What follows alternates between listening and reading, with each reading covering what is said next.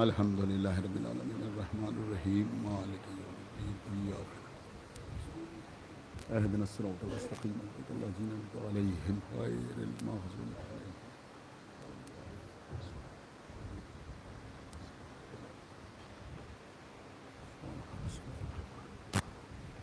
اللہ الصمد ولم یولد ولم یکن له کفوا احد اللہ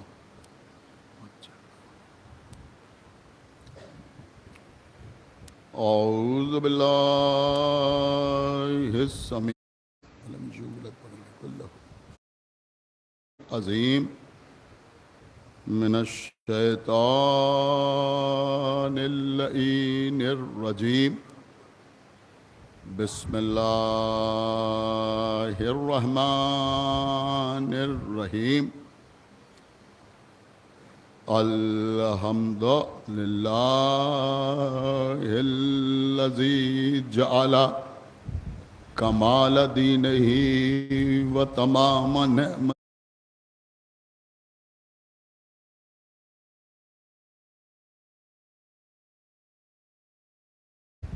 کمال دینہ و تمام نعمتہ بولایت امیر المؤمنین علی ابن ابی طالب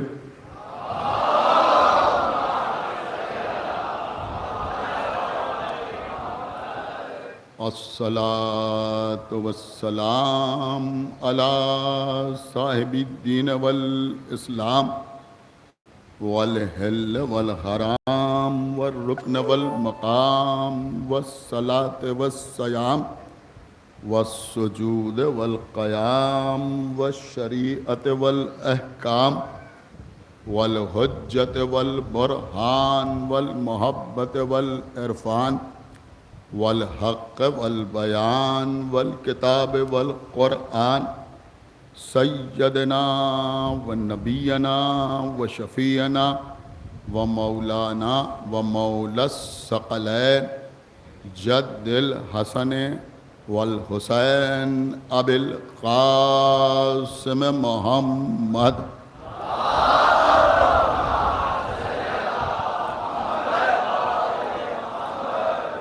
وعلى أهل بيته الطيبين الطاهرين المعصومين المظلومين المنتخبين المنتجبين الذين أذهب الله عنهم الرجس وطهرهم تطهيرا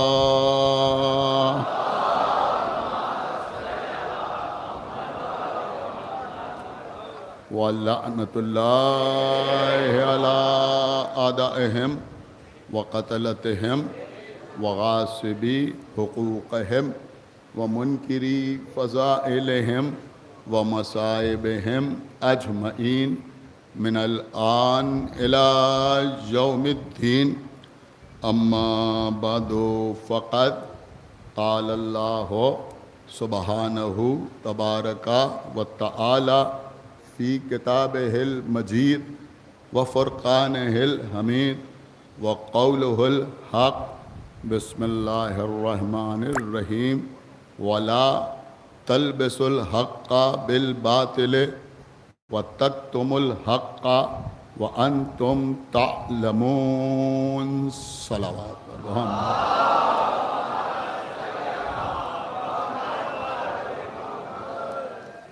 حضرات سورہ مبارکہ بقرہ کی 42ویں آیت ہے جس کو ہم نے اس سال کے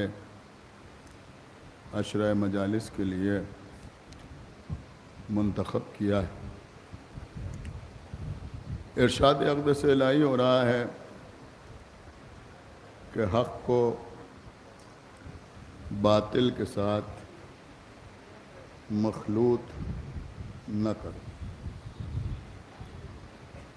یا یوں بھی کہا جا سکتا ہے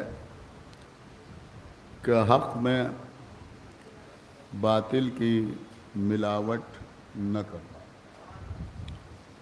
وَاتَّقْتُمُ الْحَقَّ وَأَنْتُمْ تعلمون، اور حق کو پوشیدہ نہ کرو، چھپاؤ نہیں اگر تم جانتے ہو۔ یہ تو آیت کا ترجمہ ہے۔ اس سال کا عنوان ہے علی ولی اللہ۔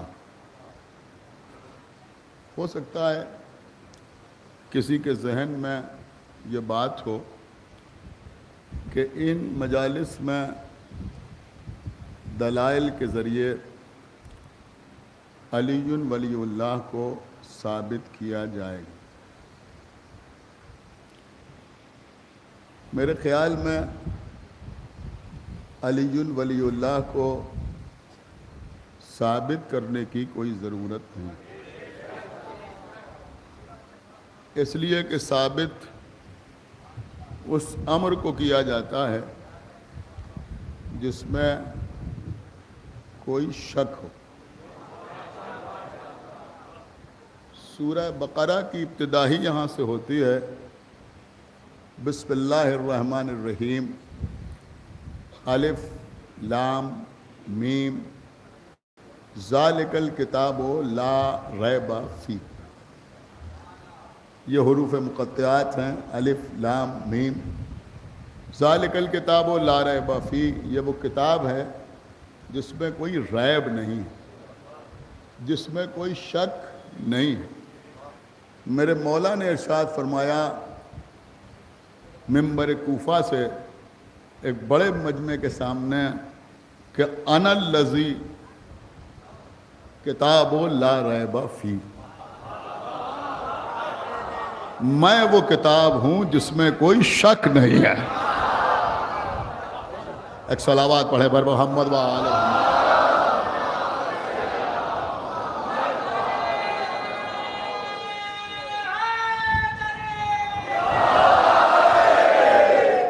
تو علی ولی اللہ تو ایک ایسی حقیقت ہے کہ جس میں کسی قسم کے شک کی گنجائش نہیں ہے۔ اور یہاں مسئلہ تو یہ ہے کہ اگر کوئی بدبخت علی ولی اللہ کے سلسلے میں شک کا اظہار کرتا ہے تو وہ خود ہی مشکوک ہو جاتا ہے۔ ایک صلوات پڑھ دے بر محمد یہاں کوئی شک۔ اس سال میں آپ کی خدمت میں اس حوالے سے کچھ باتیں عرض کروں گا، انشاءاللہ آپ محسوس کریں گے۔ لیکن میں نے جو آیت پڑھی ہے میں چاہتا ہوں کہ اس کو تھوڑا سا آگے بڑھاؤں کہ وَلَا تَكْتُمُوا الْحَقَّ وَأَنْتُمْ تَعْلَمُونَ، اگر تم جانتے ہو تو حق کو چھپاؤ نہیں بلکہ بیان کرو۔ اگر تمہیں معلوم ہے کہ اللہ نے آدم کو مٹی سے پیدا کیا تو بیان کرو کہ آدم ترابی تھے، چھپاؤ نہیں۔ اگر تم جانتے ہو کہ اللہ نے نوح کے سفینے کو ذریعہ نجات بنایا تو بیان کرو، چھپاؤ نہیں۔ اگر تم جانتے ہو کہ اللہ نے ابراہیم کو آگ سے نجات دی تو بیان کرو، چھپاؤ نہیں۔ اگر تم جانتے ہو کہ اللہ نے موسیٰ کو ید بیضا عطا کیا تو بیان کرو، چھپاؤ نہیں۔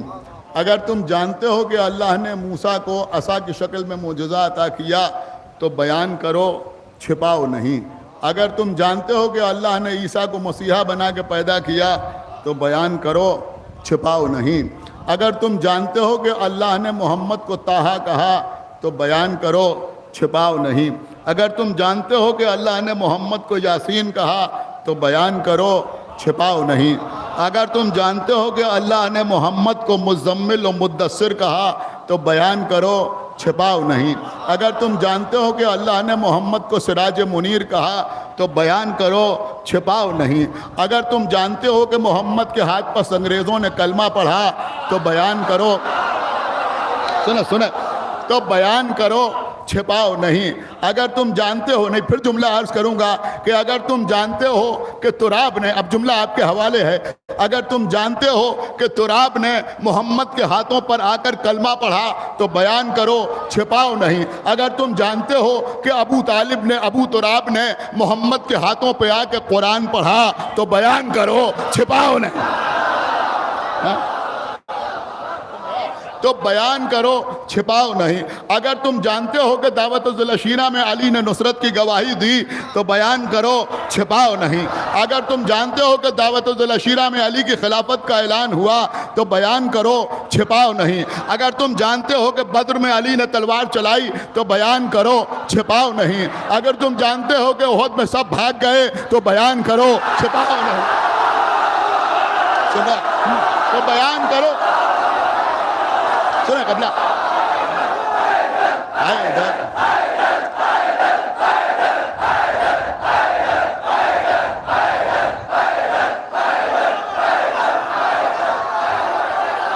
سنیں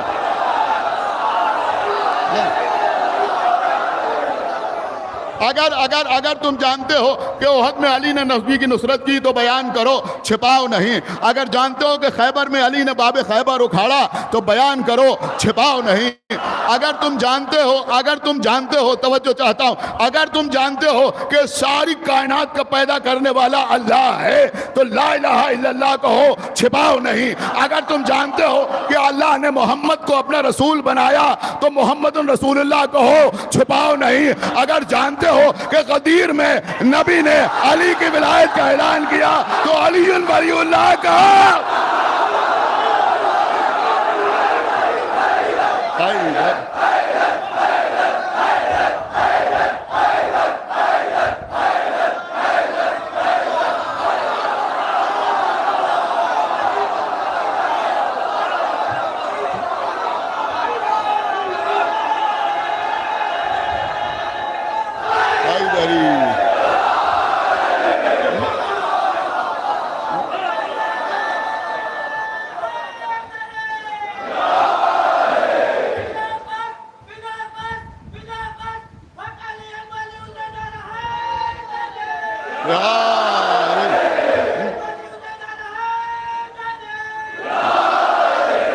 جانتے ہو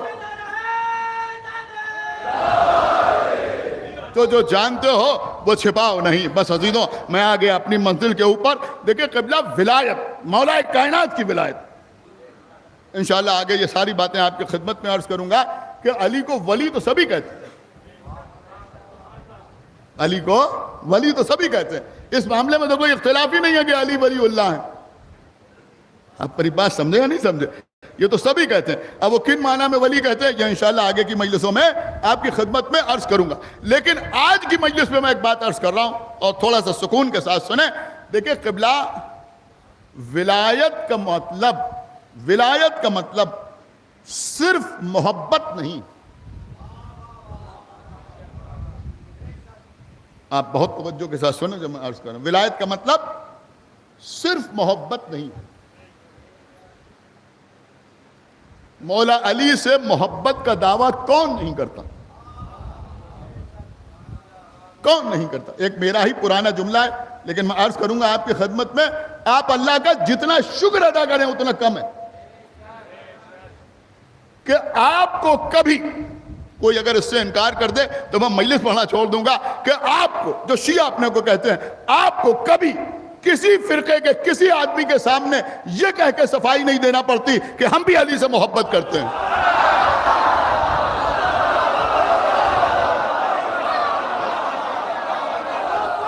ایک صلوات پڑھتے بال محمد و آل محمد۔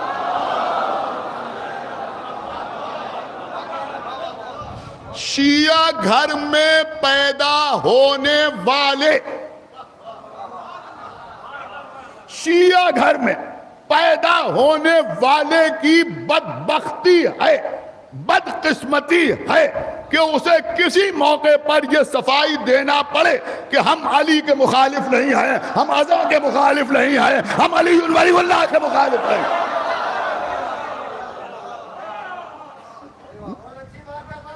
آپ نے بڑی بات سمجھی یا نہیں سر؟ الحمدللہ دوسرے ہمارے سامنے آگے کہتے ہیں کہ ہم بھی علی سے محبت کرتے ہیں.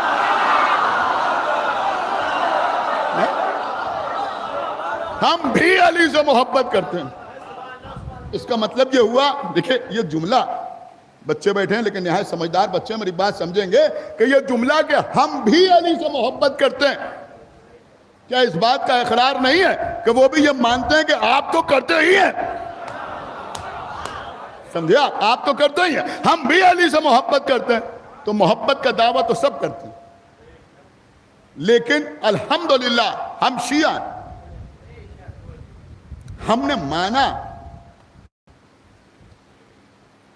اس سے کوئی انکار نہیں، کیونکہ میرے سامنے احادیث ہے، میرے سامنے واقعات ہیں، اور میں اپنے کو بھی آپ پہ شامل کر کے کہہ رہا ہوں کہ ہم نے مانا کہ جیسا ہونا چاہیے ہم ویسے شیعہ نہیں ہیں.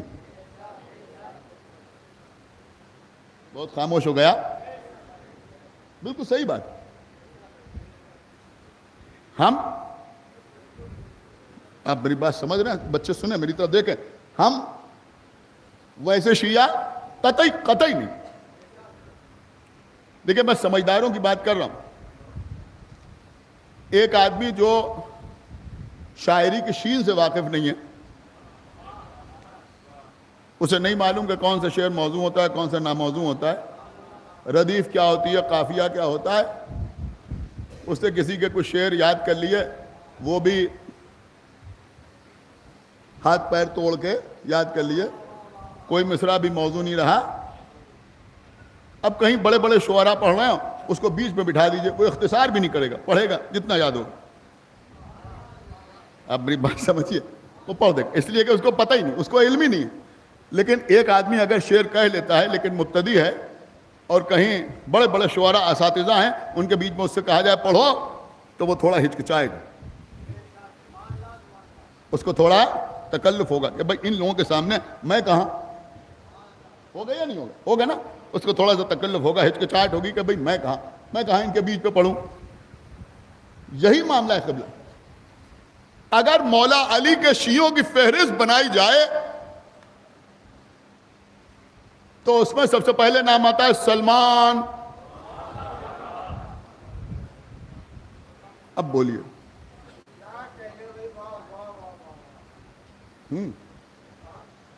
ابو ذر، بلکہ قبلہ بعض جید علماء نے کہا ہے کہ اگر مولا علی کے شیعوں کی فہرست بنائی جائے، اب آپ اس سے متفق ہوں یا متفق نہ ہوں، یہ آپ کو اختیار ہے، اس لیے کہ معصوم کا قول نہیں ہے، کسی عالم کا قول ہے. لیکن سنیں قبلہ، انہوں نے کہا اگر مولا علی کے شیعوں کی فہرست بنائی جائے تو فہرست امام حسن سے شروع ہوگی. کیا سنا آپ نے بھائی؟ ایک صلوات پڑھے بر محمد وآل محمد. بڑی اہم بات ہے جو میں عرض کرنا ہوں، اور بہرحال اس میں کوئی مسئلہ نہیں ہے. انہوں نے کہا فہرست جو شروع ہوگی وہ امام حسن سے شروع ہوگی. اب آپ بتائیے کہ جہاں چلیے امام حسن اور امام حسین تو معصوم امام ہے، لیکن جہاں سلمان فارس کے آئے ہوئے منا اہل البیت کی سند رکھنے والے، جہاں جناب ابو ذر، سن رہے نام بڑے بڑے، جناب مقداد، جناب عمار یاسر، علی کی مدح کرنے والے جناب میثم تمار. دیکھیے محبت پہ غلو نہ کیجیے. ہر ایک کو میثم یاسر و میثم دورہ نہ کہیے. میں دوسروں کی بات نہیں کر رہا ہوں، میں اپنے ہی لیے کہہ رہا ہوں. سمجھا؟ میرے ماں باپ نے میرا نام رکھا ہے، یہ لقب میرا نہیں ہے. میری کیا حیثیت؟ ہم ان کی جوتیوں میں لگی ہوئی خاک کے برابر نہیں. کہاں وہ کہاں ہم؟ ہمارے جیسے میثم دورہ کہلائیں گے؟ ہمارے جیسے میثم یاسر کہلائیں گے؟ کوئی سوال ہی نہیں قبلہ. میثم تمار، جناب کمائل، یہ ہے شیعہ، یہ ہے شیعہ. دیکھیں ظاہر سی بات ہے کہ فرش عزا پر آئے ہوئے لوگوں کو مایوس نہیں کرنا، لیکن میری بات آپ سمجھیں. آپ مجھے بتائیں کہ جب ایسے شیعہ، یہ لوگ ہیں شیعہ، اب ان کے سامنے ہم میزم زیدی شیعہ کیا حیثیت؟ بولے بات سمجھ میں آ رہی بچوں؟ ہمارے جیسے شیعہ کوئی حیثیت ہے ہماری؟ کوئی حیثیت نہیں، اس لیے کہ نہ عقیدہ ویسا، بالکل صاف صاف، نہ عقیدہ ویسا، نہ ویسا ایمان، نہ ویسے مولا علی پہ یقین، نہ ویسا بھروسہ، کڑوی کڑوی باتیں ہیں یہ ہیں، نہ ویسا بھروسہ، نہ ویسی محبت، نہ ویسا کردار، نہ ویسا تقوی، نہ ویسا زہد، نہ ویسی ورع، نہ ویسی عبادت، نہ ویسے اعمال، نہ ویسا اخلاق، کچھ بھی تو ویسا نہیں۔ لیکن ہم بھی کہہ رہے ہیں ہم شیعہ ہیں، سن لیا آپ نے؟ سن لیا نا؟ لیکن دیکھیے عزیزوں، کوئی بھی کلیہ بیان کیا جائے تو کچھ نہ کچھ استثناء ضرور ہوتا ہے۔ ایک صلوات پڑھیں محمد و آل محمد۔ دیکھیں سارے مجمع پر سناٹا چھا گیا، پن ڈراپ سائلنٹ، سب خاموشی سے سن رہے، بات ہی ایسی کر دی ہم نے۔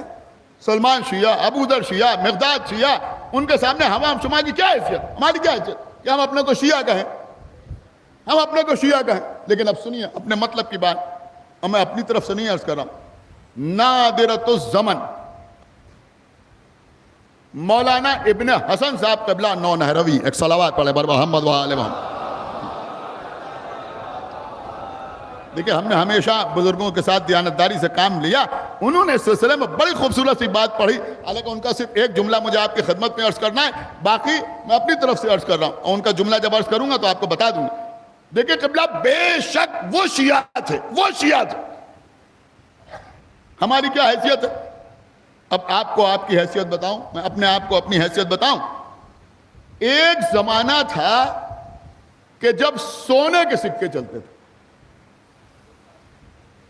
سونے کے سکے چلتے تھے، سارا کاروبار، سارا بزنس، سارا لین دین سونے کے سکوں میں ہوتا تھا۔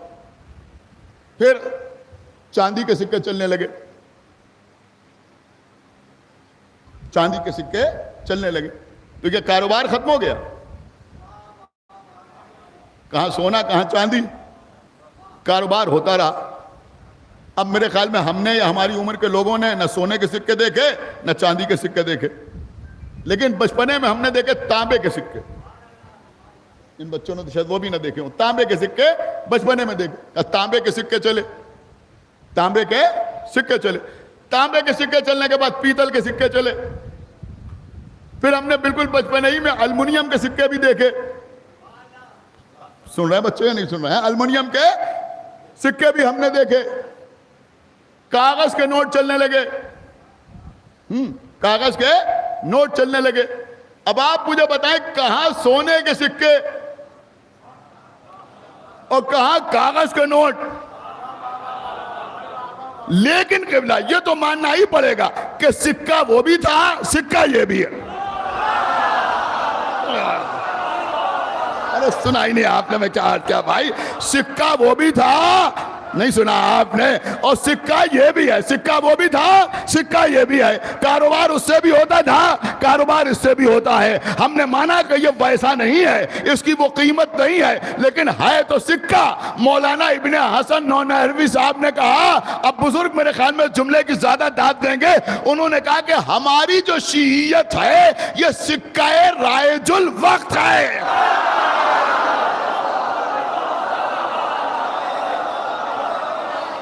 آئے آئے آئے، ایک صلوات پڑھتے پر محمد و آل محمد۔ سکہ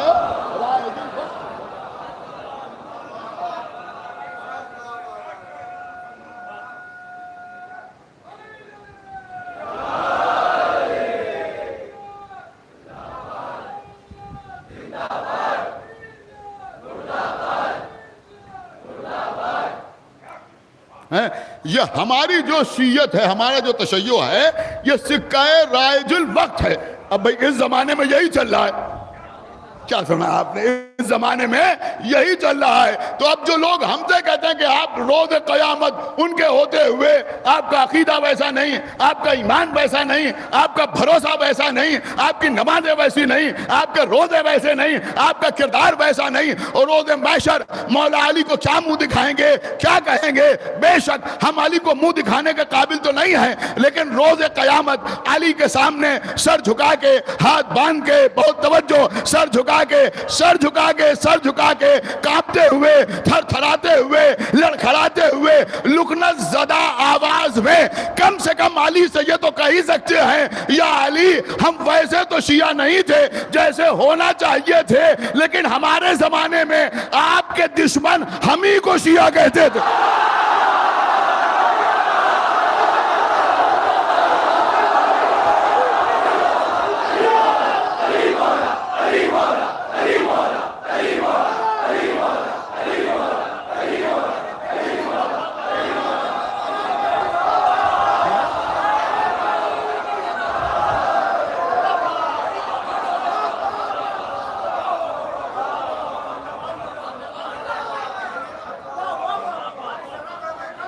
ایک صلوات پڑھتے بر محمد و آل محمد.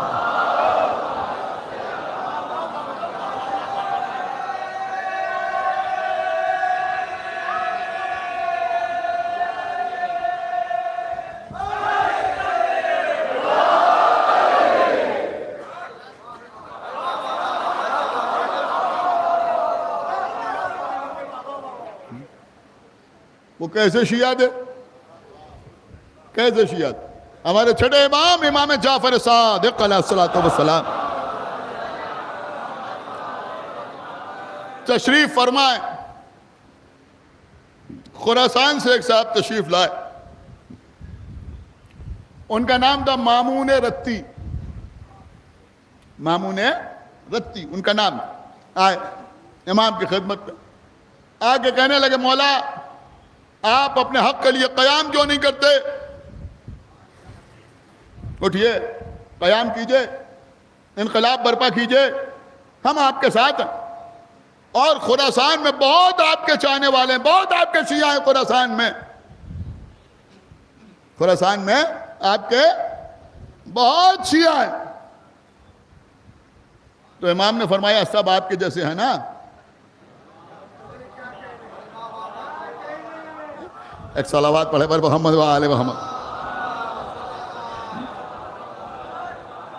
ایک کہا ہاں ہاں سب ہمارے ہی جیسے. کہا اچھا تشریف رکھیے. یہ بیٹھ گئے. کچھ دیر کے بعد کہا سامنے دیکھ رہے ہیں کیا ہے؟ کہا ہاں تندور روشن. کہا تھوڑی دیر کے لیے اس کے اندر تشریف لے جائیے. سنا آپ نے؟ تھوڑی دیر کے لیے اس کے اندر تشریف لے جائیے. پہلے تو یہ سمجھے شاید امام مذاق کر رہے ہیں. کہا سرکار کیا فرمایا؟ یہ تنور روشن ہے, اس کے اندر آپ چلے جائیے. میں کہا مولا میرے بچے ہیں, میری اہلیہ ہیں, ان کا کیا ہوگا؟ کہ کوئی بات نہیں بیٹھیے. بیٹھے رہے, بیٹھے رہے, غور کیا آپ نے؟ بیٹھے رہے. تھوڑی دیر میں جناب ہارون مکی آئے. اللہ اکبر. جناب ہارون مکی, مکے کے رہنے والے, بہت دور سے سفر کر کے امام کی زیارت کے لیے آئے, ملاقات کے لیے آ رہے ہیں. پیروں میں مٹی لگی ہوئی ہے, کپڑے گھر سے اٹے ہوئے ہیں. امام نے یہ بھی نہیں پوچھا ہارون مکی سے کہ پانی پئیں گے یا نہیں, تھوڑا منہ ہاتھ دھو لیجئے. انہوں نے سلام کیا, امام نے جواب سلام دیا. جواب سلام دینے کے بعد کہا کہ آپ ذرا اس تنور میں چلے جائیے. وہ جو بخچی لیے ہوئے تھے اس کو وہیں رکھیا, اور اس کے بعد آگے بڑھے اور تنور کے اندر چلے گئے. کیا سنا آپ؟ تنور کے اندر چلے گئے. امام اٹھے, اٹھنے کے بعد ایک پتھر اٹھایا اور لے جا کے اس تنور کے منہ پر رکھ دیا. آگے پھر بیٹھ گئے. اب ان سے امام باتیں کرنے لگے, ان کی زبان لکنت کرنے لگی, کانپنے لگے, تھر تھرانے لگے, اب بول نہیں پا رہے ہیں, ہکلا رہے ہیں. کچھ دیر کے بعد 15-20 منٹ کے بعد ہمت کر کے امام سے کہنے لگے سرکار اب ذرا پتھر ہٹا کے دیکھیے اس کا کیا عالم ہے, وہ تو جل بھن کے کباب ہو گیا ہوگا. ٹھیک ہے اٹھو.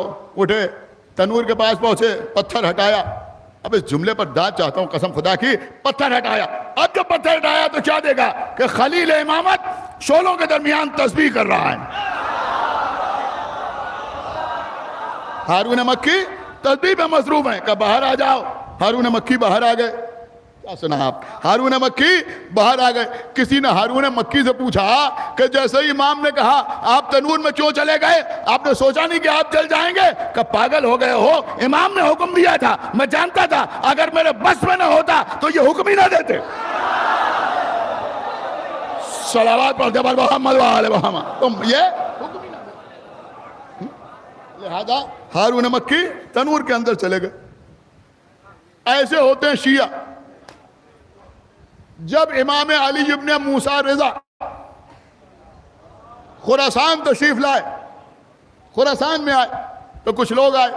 آنے کے بعد کا مولا ہم آپ کے شیعہ ہیں. امام مسکرا کے فرمایا یہ نہ کہو کہ مولا ہم آپ کے شیعہ ہیں. کہ یہ نہ کہو، یہ نہ کہو. اب پھر کیا کہیں؟ کہ یہ کہو کہ ہم. اللہ اکبر. دیکھیں ابھی جو میں نے آپ کی خدمت میں عرض کیا تھا کہ روز قیامت یہ کہہ سکتے ہیں، وہی بات آپ کی خدمت میں عرض کر رہا ہوں کہ یہ کہا کرو کہ ہم آپ کے دوستوں کے دوست ہیں اور آپ کے دشمنوں کے دشمن ہیں. بس قبلہ یہ معیار میں سمجھتا ہوں اگر اسی کو مینٹین رکھیں. اللہ جانے آپ سمجھ رہے ہیں میری بات یا نہیں سمجھ رہے ہیں. اسی کو مینٹین رکھیں تو یہی ہمیں جنت میں لے جانے کے لیے کافی. ہماری دوستی اہل بیت کے لیے، ہماری دوستی اہل بیت کے لیے، اور ہماری دشمنی بھی اہل بیت کے لیے. کسی کو دوست رکھیں تو اہل بیت کی وجہ سے، اور کسی کو دشمن رکھیں تو اہل بیت کی وجہ سے. یہ ان کا دوست ہے تو ہمارا دوست، یہ ان کا دشمن ہے تو ہمارا دشمن، یہ ان کا دشمن ہے تو ہمارا دشمن. بس عزیزوں، اس امام باڑے سے، اس ممبر سے میں نے ہمیشہ اتحاد بین المومنین کی دعوت دی، اور اس سال کا تو موضوع ہی یہی ہے. ہم نے ہمیشہ یہی چاہا کہ علی ولی اللہ کے معاملے میں سب ایک رہیں، ولایت امیر المومنین کے معاملے میں سب ایک رہیں. قسم خدا کی یہی ولایت ہے، یہی مولا علی کی محبت ہے جس نے آپ کو ہزار الزاموں سے بچا کے رکھا ہے. محرم آتا ہے، ادھر آپ عزاداری کے لیے تیار ہونے لگے، ادھر برساتی مینڈک باہر آ گئے.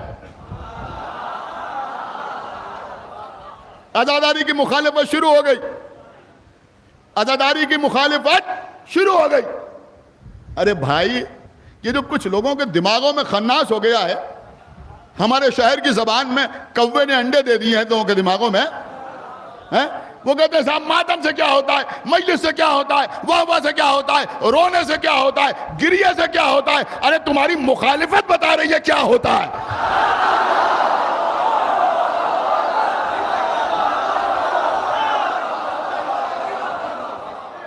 ایک صلوات پڑھتے پر محمد وآل محمد.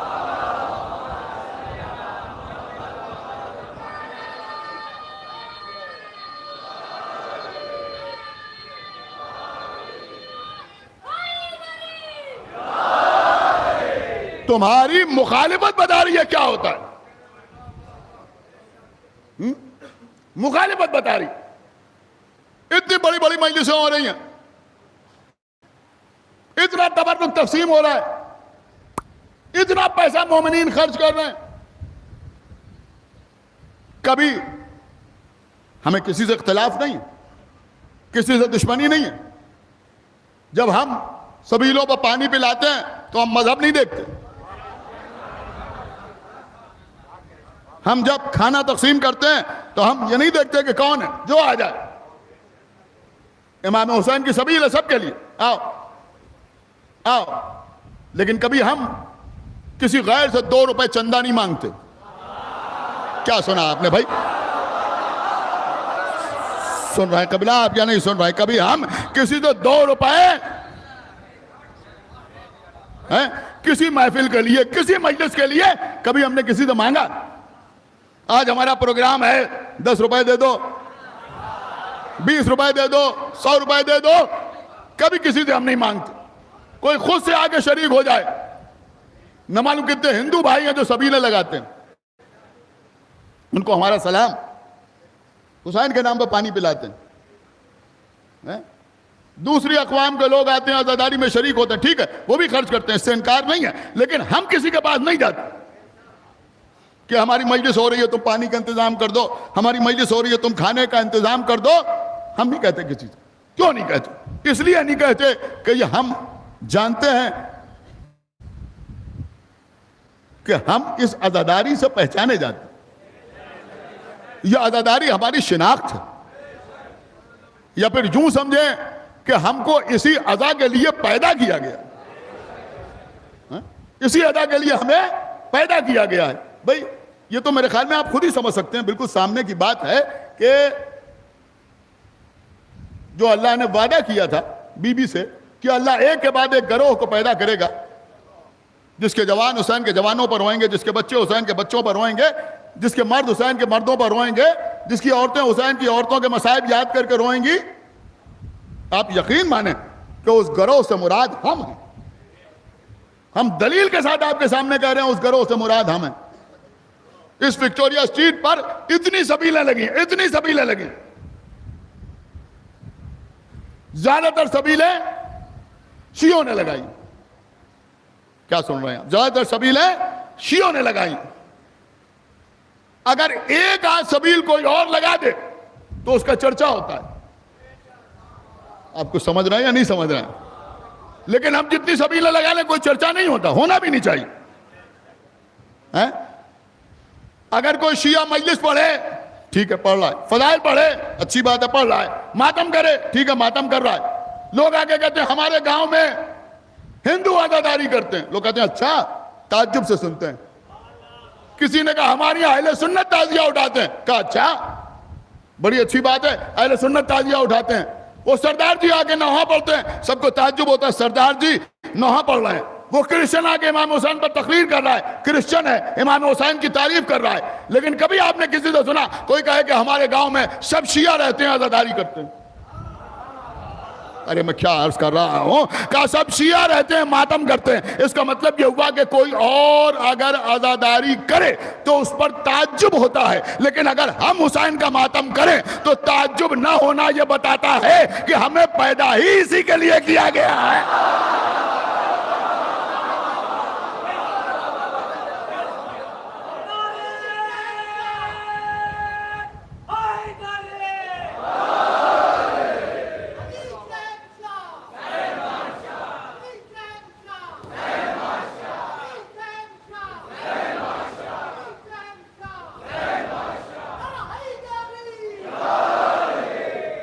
ہمیں اسی عزاداری کے لیے خلق کیا گیا ہے. بہرحال عزیزوں, لوگوں کی کوششیں تو جاری رہیں گی, لیکن بس محرم کا چاند نمودار ہوا, ساری مخالفت, ساری کوششیں پانی پھر جاتا ہے. ہر طرف سے مومنین نکل نکل کے آ جاتے ہیں. کیوں کہ فرش ادا پر ایک دکھیا بی بی آتی ہے,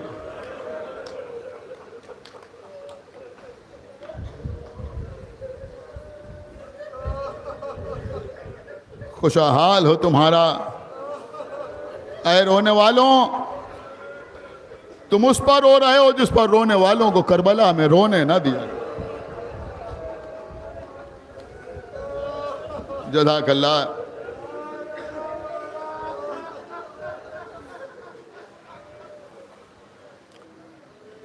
28ویں رجب سن 60 ہجری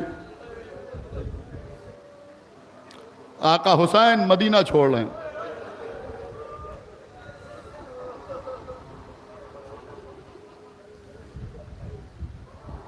ساتھ جانے والوں کی فہرست خود آقا حسین نے بنائی ہے. مردوں کی فہرست بھی بنائی ہے, خواتین کی فہرست بھی حسین نے بنائی ہے. بہن زینب, چھوٹی بہن ام کلثوم, مادر علی اکبر ام لیلہ، شیر خار کی ماں ام رباب، رقیہ زوجہ مسلم، بڑے بھائی کی بیوہ ام فروہ،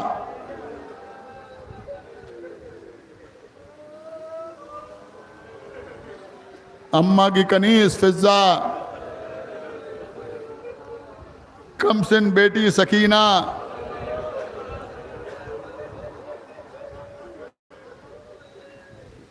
مسلم کی بچی، یہ سب بیویاں ساتھ جائیں گی، مگر ام سلمہ مدینے میں رہیں گی۔ تبرکات ان کے حوالے کر کے جائیں گے، نانی یہ کتابیں آپ کے حوالے، یہ تبرکات آپ کے حوالے۔ جب میرا بیٹا سید سجاد قید شام سے چھوٹ کے مدینے واپس آئے تو میری امانتیں اس کے حوالے کر دیجیے گا۔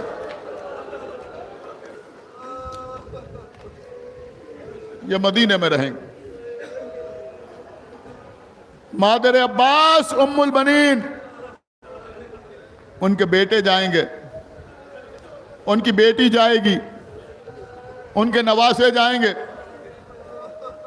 ان کے پوتے جائیں گے، مگر وہ بی بی مدینے میں رہیں گے فاطمہ صغریٰ کو دیکھنے کے لیے۔ اور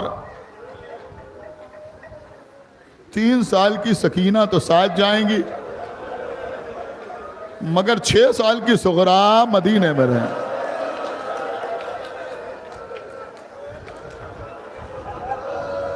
بیمار صغریٰ،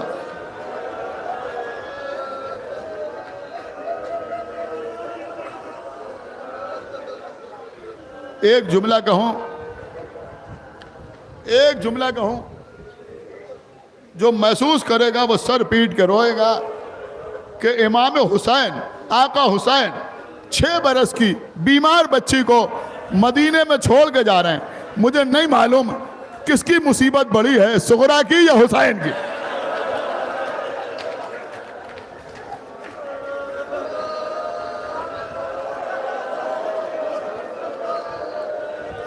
چھ سال کی بچی کو چھوڑ کے جانا۔ فاطمہ صغریٰ کبھی جناب زینب کے پاس آتی ہیں، پھوپھی اماں ہم بھی ساتھ چلیں گے۔ کبھی جناب ام کلثوم کے پاس، ہمیں کیوں چھوڑ کے جا رہی ہیں؟ کبھی اماں ام لیلہ کے پاس، اماں ہم کیسے تنہا رہیں گے؟ کبھی جناب ام رباب کے پاس، ارے علی اصغر کے بغیر میں کیا کروں گی؟ ایک ہی جواب، جو آقا حسین کی مرضی۔ ہم کیا کریں صغریٰ، جو بھیا حسین چاہتے ہیں وہ ہوگا۔ قیامت ہوتی تھی، قیامت اس وقت کہ جب 6 سال کی صغریٰ آگے کہتی تھی چچا عباس،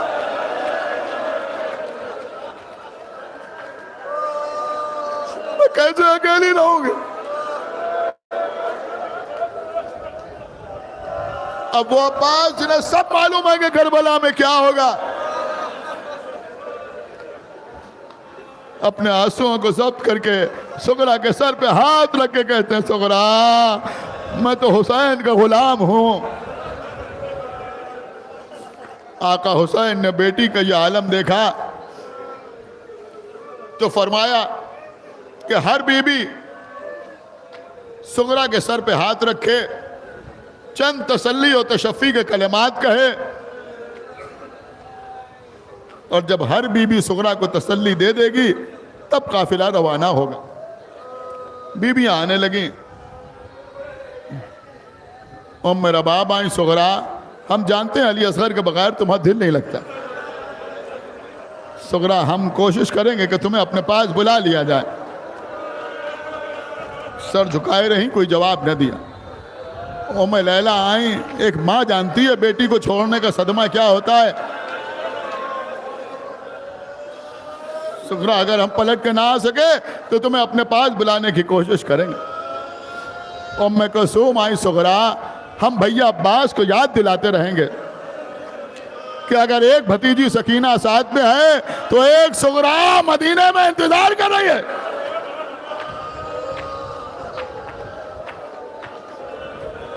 سنیے عزیزوں، مصائب میں انشاءاللہ کوئی کمی نہیں ہوگی.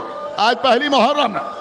ایسے امامباڑے میں آپ رونے کے لیے آتے ہیں، آنسو بہانے کے لیے آتے ہیں.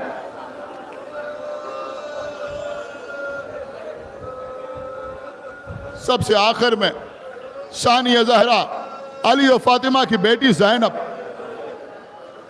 قریب آئیں، جناب صغرا کی پیشانی پر پیار کیا. میری بیٹی، کوشش یہی ہوگی کہ تمہیں بلا لیا جائے، نہیں تو ہم واپس آئیں گے.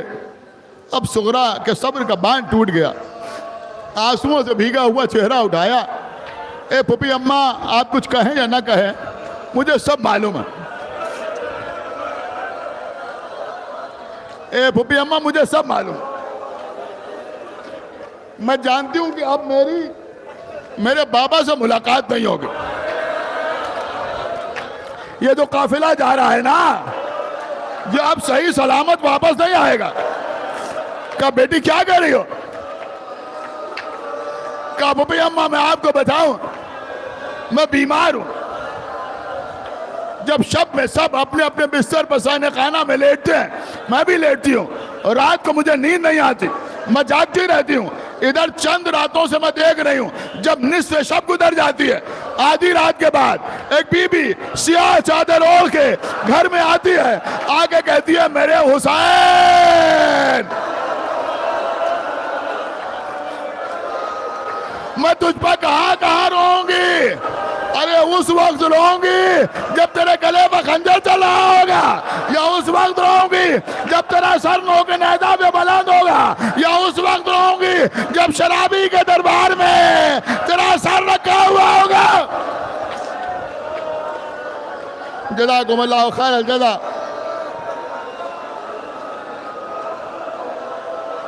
مولا آپ کو سلامت رکھے.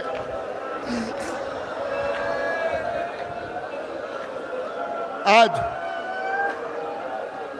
حسین کی بیمار بیٹی، جو نوجوان سنیں، علی اکبر کی بہن، قافلہ چلا گیا، صغرا انتظار کرتی رہیں، کئی مہینے گزر گئے.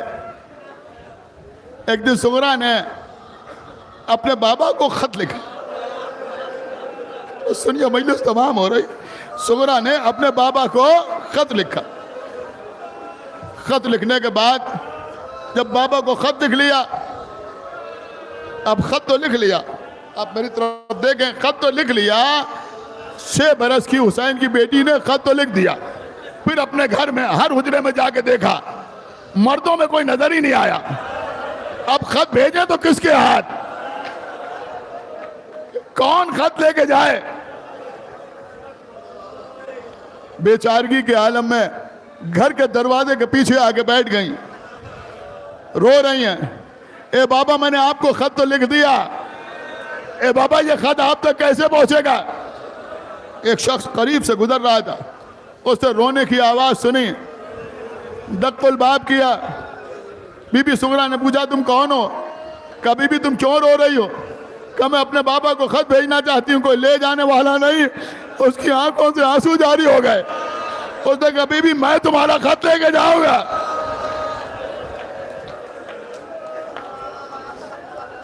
اس مرد مومن نے صغرا سے خط لیا، ناقے پر سوار ہوا، تو شاید سفر کچھ مختصر سا اپنے ساتھ لیا، کربلا کا سفر اختیار کیا.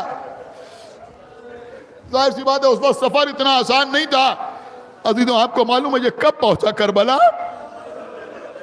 کب پہنچا؟ پہلی محرم کو نہیں پہنچا، دوسری محرم کو نہیں پہنچا. جب حسین ہاتھوں پر 6 مہینے کے بچے کو لیے ہوئے بچے کی قبر کھود رہے تھے، علی اصغر کو دفن کرنے کی تیاری کر رہے تھے، ایک مرتبہ پیچھے سے آواز آئی، حسین آپ پر ہمارا سلام.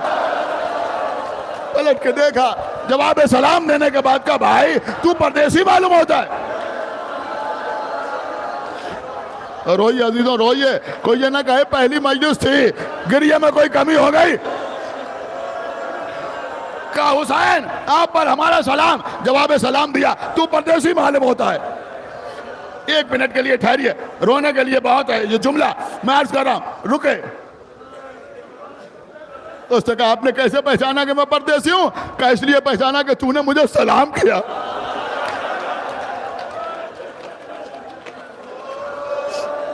اس لیے کہ اب تو کوئی ایسا باقی نہیں جو مجھے سلام کرے۔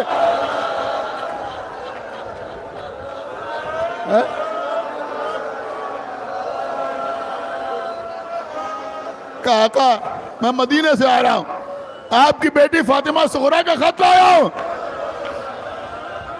حسین نے خط لیا، پڑھا، بڑے گلے شکوے تھے، چچا عباس، بھیا علی اکبر، بھائی قاسم، اون محمد، میرے بابا آپ، کسی کو صغرا یاد ہی نہ آئی؟ ارے میں مدینے میں تو نہ ہوں۔ پڑھنے کے بعد آنکھوں سے آنسو جاری ہوئے کہ بھائی اب وقت نہیں ہے کہ ہم کاغذ و قلم منگائیں، خط کا جواب خط کی شکل میں لکھیں۔ بھائی ہم تجھے جواب دکھائے دیتے ہیں، آؤ آؤ ہم تمہیں جواب دکھائے دیتے ہیں۔ اس کا بازو پکڑا، لے کے چلے، اس خیمے میں آئے جس پہ شہداء کے لاشیں رکھے ہوئے تھے۔ دیکھو دیکھو جس علی اکبر سے شکوہ کیا ہے یہ اس کا لاشا ہے، جا کے بتا دینا سینے میں برسی کی ہنی ٹوٹ گئی۔ یہ جو گٹھری دیکھ رہے ہو نا، یہ صغرا کا بھائی قاسم ہے، لاشا ٹکڑا ٹکڑا ہو گیا۔